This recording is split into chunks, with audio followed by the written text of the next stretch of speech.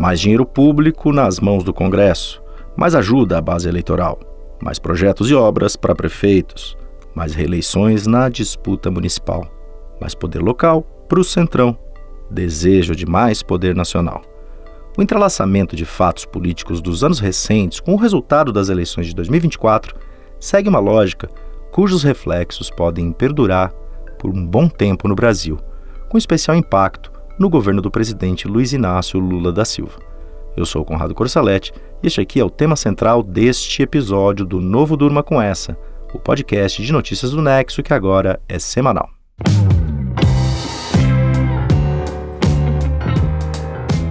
Você vai ouvir aqui também sobre as declarações racistas de um comediante contra porto-riquenhos num comício de Donald Trump nos Estados Unidos, sobre o efeito na opinião pública dos protestos radicais de organizações ambientalistas. E vai ouvir também outros assuntos nas áreas de cultura e de gestão pública. Esta é uma semana de repercussão do resultado das eleições municipais brasileiras. A votação do segundo turno ocorreu no domingo, 27 de outubro de 2024. Tem análise para tudo quanto é gosto, mas o que a gente vai priorizar aqui é um possível novo ciclo que está em curso no Brasil, que começa no Congresso, anos atrás, se espalha pelas cidades e pode ter reflexos no atual governo e na futura ocupação do Palácio do Planalto. Bom, para começar, eu vou trazer aqui dois levantamentos interessantes que ajudam a ilustrar o que eu estou dizendo. O primeiro é um relatório da Prospectiva Consultoria, com base em dados do Tribunal Superior Eleitoral e do Tesouro Nacional. Esse material, publicado pela CNN Brasil, diz o seguinte: prefeitos que foram reeleitos em cidades pequenas e médias receberam mais dinheiro de emenda parlamentar orçamentária durante o mandato de 2021 a 2024 do que os prefeitos que não foram reeleitos. O relatório da consultoria conclui: está em curso um movimento liderado pelo Centrão para reduzir sua dependência do Poder Executivo. A estratégia passa por um maior controle pelos parlamentares do orçamento público, particularmente por meio das emendas parlamentares. A criação das emendas impositivas individuais e, posteriormente, das de bancada, basicamente eliminou a principal maneira pela qual os governos logravam construir maiorias no parlamento. E a eleição municipal evidenciou a eficácia tanto da estratégia quanto do método. Vale lembrar que as emendas parlamentares ao orçamento são aquelas emendas em que os parlamentares alocam recursos públicos, normalmente privilegiando suas bases eleitorais. Existem as emendas individuais, que desde 2015, no governo Dilma Rousseff, são impositivas, ou seja, o governo é obrigado a pagar. Existem as emendas de bancada, que estão relacionadas às bancadas estaduais dos parlamentares. Essas emendas de bancada, desde 2019, no governo Bolsonaro, também são impositivas. Existem as emendas de comissão, ligadas às comissões temáticas, comissão de educação, comissão de saúde, por exemplo. E tem, por fim, as emendas do relator, usadas para fazer pequenas correções no orçamento. Bom, o segundo levantamento que eu vou trazer aqui foi realizado pelo jornal Folha de São Paulo. Ele mostra que 114 dos 116 prefeitos do Brasil que mais foram beneficiados com emendas parlamentares do Congresso em seus 4 anos de mandato foram reeleitos. Agora, quanto de dinheiro foi repassado do Congresso via emendas parlamentares para as prefeituras no período de 2021 a 2024? Anota aí, 80 bilhões de reais. Esse dinheiro chegou aos 5.569 municípios brasileiros. É claro que não chegou de maneira proporcional. Afinal, quem decide para onde vai esse dinheiro não é uma política pública definida pelo governo central, pelo Palácio do Planalto. O dinheiro, na verdade, vai para a base do deputado federal ou do senador. É um dinheiro usado em projetos de interesse do parlamentar, que pode ser obra, pode ser compra de trator, implemento agrícola e assim vai. Olha, o índice geral de reeleição de prefeitos foi o maior da história em 2024, ficou em mais de 80%. Parte desse sucesso pode entrar na conta das emendas parlamentares. Entre aqueles 116 prefeitos mais beneficiados por elas, apontados no levantamento da Folha, o índice foi de 98%, ou seja, dá para fazer uma relação aí entre o dinheiro recebido de deputado federal e senador com o sucesso da renovação do mandato como prefeito. As emendas parlamentares ao orçamento garantem, sim, benefícios à população. Existem estudos que mostram que elas ajudam a promover a inclusão social e econômica. A questão toda em torno do tema é que o gasto do dinheiro público por meio desse método não é sustentável ao longo do tempo, porque não lida com o todo, como disse ao Nexo o cientista político Carlos Pereira numa entrevista à Isadora Rupp. Os municípios que mais recebem emendas, por exemplo, apresentam a performance em várias dimensões de política pública melhor. Por exemplo, os municípios diminuem a mortalidade infantil, melhoram a educação, melhoram a oferta de emprego formal, porque são mais recursos que chegam na esfera local, movimentando a economia local. O grande problema na alocação dessas emendas é que a lógica é a lógica de sobrevivência individual dos parlamentares, né? Os parlamentares, eles, para aumentarem as suas chances de sobrevivência eleitoral, têm que alimentar essa base de apoio na esfera local. Então, tem vários municípios que não existe conexão com os parlamentares que nunca recebem essas emendas. E tem outros municípios que têm essas conexões e sempre recebem. Então existe um desbalanço, não existe uma coordenação. Então o problema está fundamentalmente ancorado nessa lógica, né? Além disso, as emendas parlamentares têm uma série de problemas de transparência. Dentro das emendas individuais, que são impositivas, o governo é obrigado a pagar, existem as chamadas emendas PIX, que são emendas de deputados e senadores para as quais não é preciso apresentar projeto detalhado de como o dinheiro vai ser usado. E o que acaba acontecendo? O prefeito que recebe o dinheiro lá na ponta acaba usando a verba como quer. Isso bagunça ainda mais as políticas públicas. O uso do dinheiro federal via emendas parlamentares, vale lembrar, está sob análise do Supremo Tribunal Federal, que suspendeu o repasse até que haja mais transparência no processo.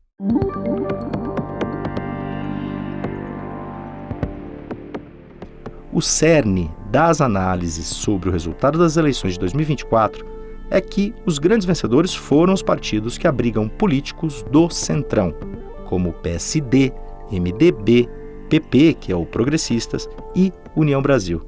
São partidos que já tinham ido bem em 2020 nas eleições municipais de 4 anos atrás. A alta taxa de reeleição garantiu essa consolidação. E novas vitórias ampliaram esse poder local em 2024. O PL do ex-presidente Jair Bolsonaro foi um dos partidos que mais cresceram. Esse partido abriga bolsonaristas mais entusiasmados da extrema-direita, mas também tem muito político da direita pragmática com cara de centrão. O PL, aliás, foi o partido que se saiu melhor em municípios com mais de 200 mil habitantes.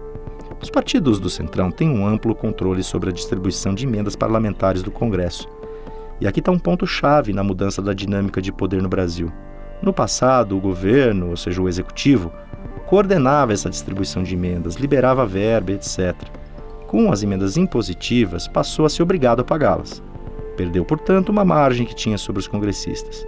E aí veio o orçamento secreto em 2020, um esquema de distribuição de verbas pouco transparente que era operado via emendas do relator. Esse esquema apareceu no momento em que o valor destinado às emendas no geral começou a crescer bastante. O Supremo proibiu o orçamento secreto no final de 2022, mas as emendas continuaram concentrando bilhões de reais em recursos públicos, especialmente as emendas de comissão. E aí aquela relação feita agora há pouco vai fazendo ainda mais sentido, certo? Centrão tem mais poder no Congresso, tem mais poder sobre emendas parlamentares. Prefeito que recebe mais emendas parlamentares é reeleito. País com alta taxa de reeleição. Centrão cada vez mais forte. Se a política nacional, então, impactou o resultado municipal, vale lembrar que o resultado municipal agora tende a impactar a política nacional. Aliados do Luiz Inácio Lula da Silva no Congresso, assim como integrantes do próprio governo, já falam que o presidente vai precisar acenar mais ao centro, ou ao centrão, para ser mais preciso.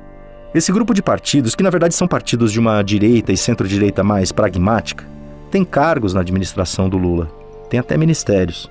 Ter ministério, participar do governo, pressupõe que esses partidos atuem no Congresso em consonância com o governo, certo? Mas isso nem sempre acontece. A Isadora Rupp, redatora aqui do Nexo, perguntou para o cientista político Carlos Pereira sobre o impacto da vitória desses partidos, como o PSD, MDB e União Brasil, na governabilidade do Lula. As eleições municipais funcionam como um checkpoint, né? É um momento em que os políticos fazem updates das suas crenças a partir do desempenho que os partidos tiveram. Então, claramente, esses partidos que você menciona, o PSD, MDB e União Brasil, eles têm sido subrecompensados dentro da coalizão do Lula, né? Eles têm, no máximo, 3 ministérios, enquanto o partido do presidente tem quase 22 ministérios. Então existe uma desproporcionalidade. Em função do PT ter tido um desempenho muito frágil, muito aquém do que se esperava em função de estar ocupando a presidência, e esses partidos que estão na coalizão do governo terem tido um desempenho muito positivo, é de se esperar uma rearrumação na alocação de poder. Agora, isso eu acho que vai ser muito difícil, porque, como a gente tem observado ao longo da história, o PT tem tido muita dificuldade de acomodar os parceiros de forma proporcional dentro do seu governo.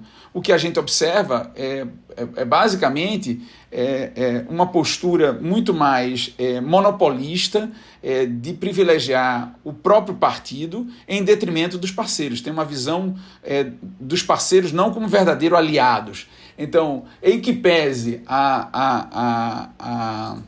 as eleições terem sido um choque para o PT e sinalizar que os parceiros, a partir de agora, precisam ter mais espaço dentro do seu governo e serem tratados de fato como aliados, eu não creio que o PT e o governo Lula vá fazer isso de uma forma clara. Talvez aqui ou acolá eles aumentem um ministério ou outro, mas não ao ponto de alcançarem governabilidade, dado que o PT não tem tido essa tradição. Se a governabilidade não tende a ser resolvida com divisão de ministérios, como disse o Carlos Pereira, como fica a posição desses partidos do Centrão numa eventual tentativa de reeleição em 2026 do Lula? Veja o caso do MDB. É um partido que tem ministério no governo Lula, mas que acaba de reeleger Ricardo Nunes, prefeito de São Paulo, maior cidade do país, numa aliança com Jair Bolsonaro. Nunes trabalha abertamente por um nome da direita em 2026, que seja Tarcísio de Freitas, político do Republicanos que é governador de São Paulo e que foi seu principal cabo eleitoral na reeleição, mas pode ser qualquer outro. E aí tem um outro caso bastante ilustrativo, que é o caso do PSD. Entre o primeiro e o segundo turnos destas eleições agora municipais, o presidente nacional do PSD, Gilberto Kassab, disse em entrevista ao portal UOL que ter atualmente os ministérios da Agricultura, de Minas e Energia e da Pesca não garante o apoio do partido caso o Lula queira renovar o mandato no Palácio do Planalto em 2026. Kassab, vale lembrar, é secretário de Relações Institucionais do governo Tarcísio em São Paulo. Ou seja, ele se mantém ligado ao Lula, potencial candidato à reeleição em 2026 pelo campo da esquerda, e a Tarcísio, político do Partido Republicanos ligado a Bolsonaro, que nutre pretensões presidenciais no campo da direita. São dois nomes que vão estar em lados opostos daqui a 2 anos. Para o cientista político Rudá Rissi, o poder no Congresso e poder local do Centrão, confirmado agora com o resultado das urnas em 2024, mostra o tamanho da fragilidade do atual governo Lula. Sempre lembrando daquela lógica: governo fraco, Congresso forte. Bom, o Rudá disse o seguinte na quarta-feira no programa A Segunda Chamada do canal My News.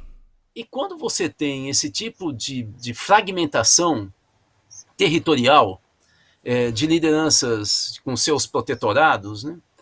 Seus currais eleitorais e tal, é porque o governo central é muito frágil.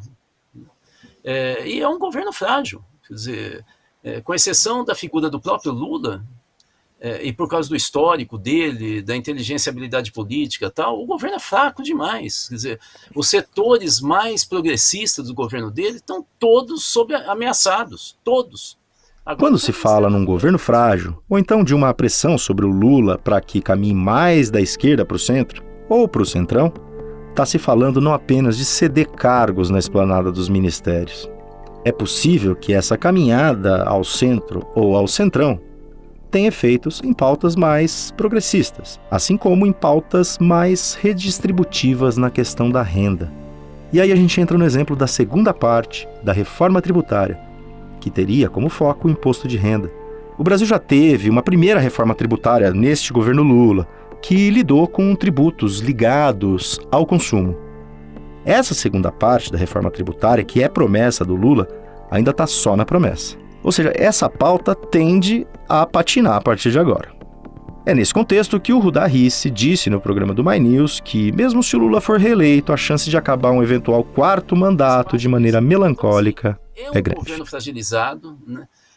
E assim, é claro que um realismo político diria, agora ele tem que recompor porque a força agora é do Kassab, e o Kassab já mandou um recado, né? Ou você me apoia mais do que o Tarcísio, ou eu vou ficar com ele, né? Como padrinho, né? Ou seja, já começou o leilão, né? Que o Kassab é muito bom nisso. Né?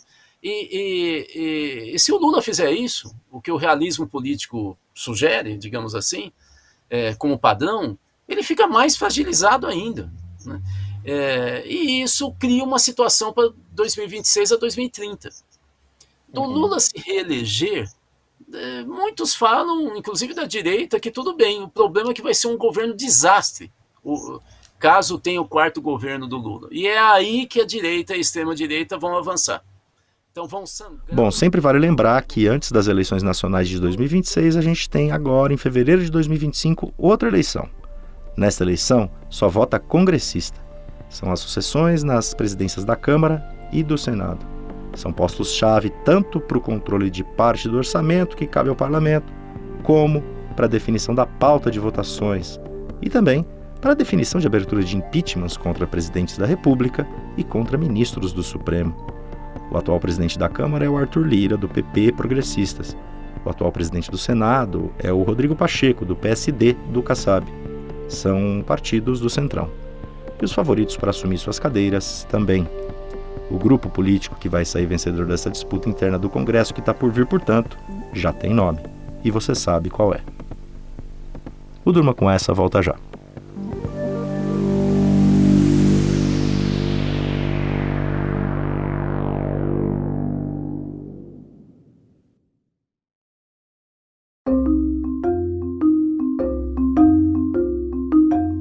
Um comício de Donald Trump no Madison Square Garden no domingo foi marcado por falas racistas. Numa delas, o comediante Tony Hinchcliffe, convidado do candidato republicano à Casa Branca para abrir os trabalhos no principal centro de eventos de Nova York, disse que os latinos fazem muitos filhos e chamou Porto Rico de ilha flutuante de lixo. A ofensa gerou críticas em todo o espectro político, mobilizando apoios à campanha da adversária do Trump, a democrata Kamala Harris. A comunidade porto-riquenha nos Estados Unidos é uma das maiores populações latinas no país. A campanha de Trump tenta se desvincular da fala do comediante na reta final de uma eleição que, segundo pesquisas de intenção de votos, vai ser decidida por uma diferença pequena. A votação é agora em 5 de novembro. O Marcelo Montanini escreveu sobre o tema e está aqui com a gente na sessão Além da Fronteira, neste episódio do Durma Com Essa. Marcelo, qual a relação de Porto Rico com os Estados Unidos? Então, Porto Rico é um arquipélago localizado no Caribe, com 3.200.000 habitantes. Em 1898, após a Guerra Hispano-Americana, deixou de ser uma colônia da Espanha para se tornar um território não incorporado dos Estados Unidos. O arquipélago é considerado um estado livre associado. Sob esse status, o território tem uma constituição própria, a população pode eleger um governo local que administra assuntos internos e representantes no legislativo local. As pessoas que nascem na ilha são cidadãs americanas. Os porto-riquenhos também elegem um representante no Congresso americano, que pode apresentar projetos e participar de comissões, mas não vota em projetos de lei. Em 5 de novembro haverá eleições gerais também em Porto Rico. Por não ser um estado americano, aqueles que vivem na ilha não podem votar para presidente dos Estados Unidos. Porém, os porto-riquenhos que residem nos Estados Unidos podem. E Marcelo, qual o tamanho da comunidade porto-riquenha nos Estados Unidos? Esses eleitores que votam para presidente, que escolhem quem vai para a Casa Branca, podem ser decisivos?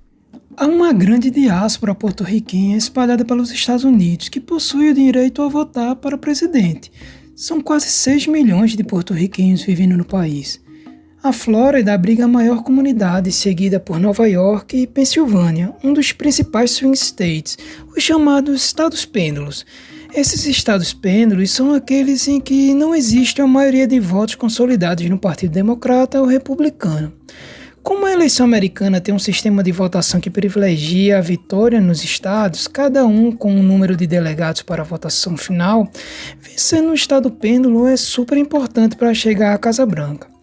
Outros estados, assim, são Arizona, Carolina do Norte, Geórgia, Michigan, Nevada e Wisconsin. Aliás, são nesses estados onde a eleição será decidida. Historicamente, os latinos em geral e os porto-riquenhos em particular têm sido mais propensos a votar nos democratas. mas essa margem de apoio vem diminuindo, e ambas as campanhas de Kamala Harris e de Donald Trump têm feito esforços para atingir esse grupo. Durante a campanha, Trump tem tentado atrair especialmente os homens latinos, algo que ele tem conseguido fazer, mesmo que suas bandeiras anti-imigração se valham de discursos abertamente racistas e xenofóbicos. A ver como fica essa tendência depois do discurso do comediante trumpista que chamou os porto-riquenhos de lixo.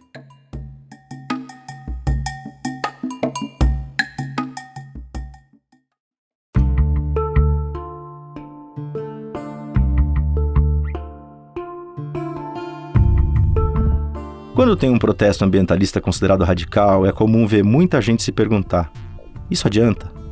Não vai apenas afastar a sociedade da causa que esses manifestantes estão defendendo? De acordo com um estudo publicado na segunda-feira pela revista Nature Sustainability, isso adianta sim. A Mariana Vick escreveu um texto detalhando esse estudo e está aqui com a gente na seção Clima é Urgente. Mariana, qual a lógica dessa conclusão? A pesquisa sugere que protestos ambientalistas disruptivos têm efeito positivo, mas tem um detalhe aí. Não é que o pessoal que joga tinta em quadros do Van Gogh para combater petroleiras ganhe apoio. Na verdade, esse tipo de atitude radical faz com que aumente o apoio a organizações moderadas. Esse resultado é conhecido como efeito de flanco positivo. Ele foi detectado nessa pesquisa, que é fruto do trabalho de integrantes do Instituto Social Change Lab no Reino Unido. Trata-se do primeiro estudo a medir em tempo real a resposta das pessoas a uma manifestação desse tipo. Os pesquisadores ficaram sabendo que a organização britânica Just Stop Oil iria fazer um protesto numa rodovia que iria causar confusão. Esse grupo já jogou sopa e até martelou obras de arte importantes em museus. Bem, os pesquisadores falaram com 1.415 pessoas antes desse protesto radical, numa amostra representativa da população do Reino Unido. Foram lá e perguntaram aos entrevistados se eles apoiavam uma organização ambiental chamada Friends of the Earth. É uma organização moderada. Aí, eles esperaram o protesto radical da Just Stop Oil acontecer na rodovia. Esse protesto consistiu em bloquear por 4 dias a chamada M25, estrada que circunda Grande Londres em novembro de 2022. 45 ativistas escalaram os pórticos da rodovia e forçaram a polícia a parar o tráfego. 5 deles foram presos. Enfim, a Just Stop Oil fez barulho. Aí, 2 semanas depois, os pesquisadores foram lá nas mesmas 1.415 pessoas e fizeram a mesma pergunta. Você apoia a organização ambientalista Friends of the Earth? E aí o apoio aos moderados aumentou. Mas, Mariana, aumentou quanto exatamente? Olha, o aumento foi pequeno, de 3,3%. Só que o Marcos Ostarek, que é coautor do estudo e diretor de pesquisa do Social Change Lab, disse à revista Nature que as descobertas são relevantes. Para ele, grupos moderados podem usar esses momentos de alto ímpeto dos protestos para negociar suas demandas diretamente com formuladores de políticas públicas. A pesquisa, de acordo com reportagem da Nature, foi a primeira a avaliar em tempo real o chamado efeito de flanco positivo. O conceito se refere a casos em que a repercussão das ações da parcela mais radical de movimento faz com que os ativistas moderados pareçam mais razoáveis. Essa impressão aumenta o apoio a esse segundo grupo. Diversos ativistas, não só do movimento ambientalista, acreditam que esse efeito existe. Antes do estudo publicado agora, a ciência o havia examinado apenas por meio de respostas a cenários artificiais e da análise de eventos do passado. O estudo sobre a Just Stop Oil avança nesse sentido.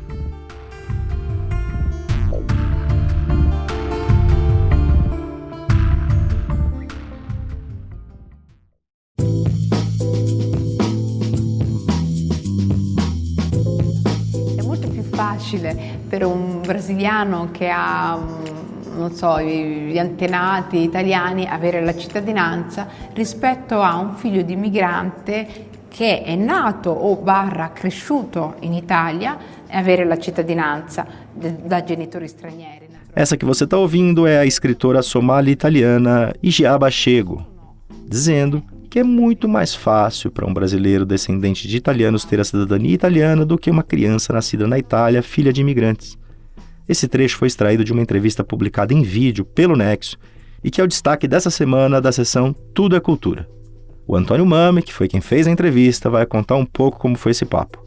Antônio, fala um pouco pra gente sobre a Igiaba Chego.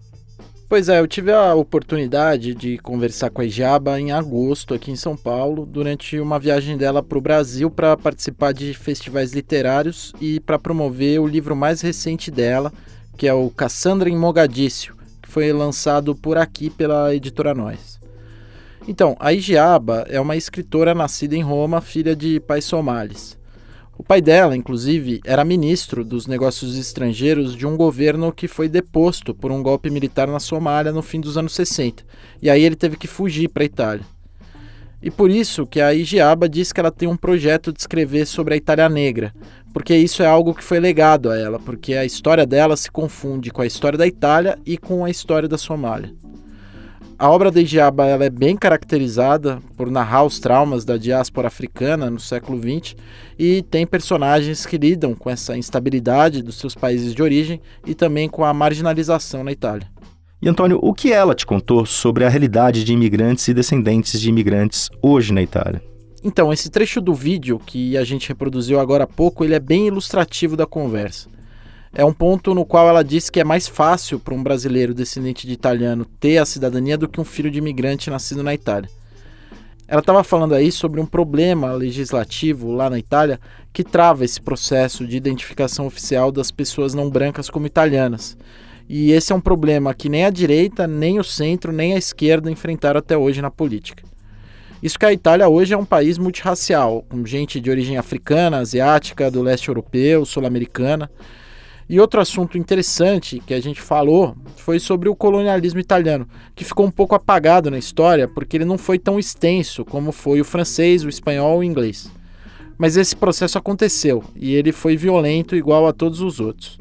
A Igiaba disse que esse apagamento do colonialismo italiano na Somália e em outros países do norte da África está muito ligado ao contexto pós-Segunda Guerra. Isso porque o Benito Mussolini e o fascismo encarnavam muito essa bandeira imperialista e expansionista. E com o fim da Segunda Guerra e a queda do regime, a Itália meio que quis varrer essa história para baixo do tapete, para tentar criar uma nova identidade de Itália republicana. Mas não discutir assuntos difíceis não é exatamente a melhor forma de enfrentar um problema, né? Até porque ele vai continuar aparecendo sempre. Essa entrevista em vídeo você pode ver em nexojornal.com.br. E você sabia que o Nexo agora tem uma livraria? Que tal comprar alguns dos livros da Igiaba Chego em livrariadonexo.com.br com 15% de desconto? É só digitar o cupom NOVIDADE15. O Durma Com Essa volta já.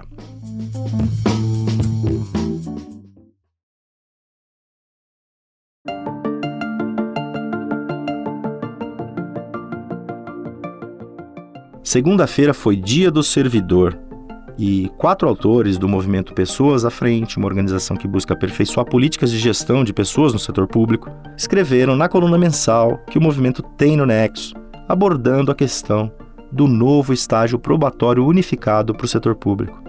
Há uma proposta do governo sobre a qual a Priscila de Figueiredo Aquino Cardoso fala aqui com a gente. Ela é coordenadora geral de desempenho e desenvolvimento de pessoas do Ministério da Gestão e ajudou a escrever esse artigo. A proposta de decreto sobre estágio probatório foi desenhada inicialmente a partir da necessidade de consolidação dos diversos entendimentos emitidos pelo órgão central do CIPEC, que é o Sistema de Pessoal Civil da Administração Federal, a respeito das consultas que órgãos e entidades fazem quanto à aplicação da legislação sobre casos concretos.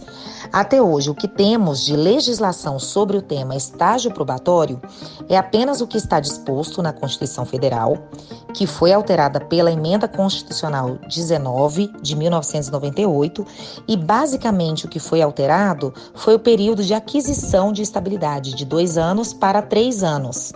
Temos também a Lei 8.112 de 1990, que além desse período de 3 anos, destaca os fatores pelos quais os servidores precisam ser avaliados: assiduidade, disciplina, capacidade de iniciativa, produtividade e responsabilidade. Não há uma regra geral para fazer a gestão do desempenho desses servidores que ingressam no serviço público. Hoje, cada órgão ou entidade estabelece, por meio de um normativo interno, os procedimentos que devem ser adotados durante esse período do estágio probatório. E é importante destacar que, para a elaboração dessa proposta de decreto, foi feita uma análise de diferentes normativos internos de alguns órgãos e entidades. Nessa pesquisa, foram identificadas diversas situações, como servidores sendo avaliados apenas uma vez durante o período do estágio probatório, servidores sendo avaliados apenas pela chefia imediata, outros sendo avaliados também por seus pares e outros que consideravam também a autoavaliação. Então, padronizar esses procedimentos surge como uma necessidade. Para além da realização da avaliação, é essencial focar no desenvolvimento do servidor. E aí entra o Programa de Desenvolvimento Inicial, que será desenvolvido em parceria com a Escola Nacional de Administração Pública, a ENAP, e entrará como um requisito obrigatório para a aquisição de estabilidade, além da avaliação daqueles fatores já previstos em lei. Os temas que serão trabalhados no Programa de Desenvolvimento Inicial estão totalmente alinhados às necessidades atuais do serviço público e se configura como uma grande inovação, além da padronização dos procedimentos para realizar o acompanhamento do servidor que ingressa no serviço público e que deve permanecer por longos anos atuando na administração pública com entregas de excelência. A coluna do Movimento Pessoas à Frente você lê em nexojornal.com.br/.futuro. Das emendas parlamentares que mexem nas eleições e no futuro do Lula, passando pelo racismo contra os porto-riquenhos na disputa pela Casa Branca, pelos efeitos dos protestos ambientais radicais, pela questão da imigração na Itália sob os olhos da escritora Igiá Bachego e pelo novo estágio probatório unificado para o setor público, durma com essa.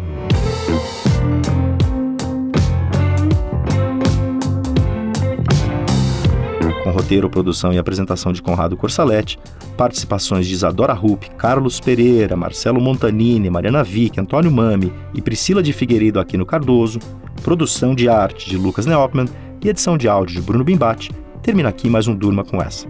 Semana que vem a gente volta. Até!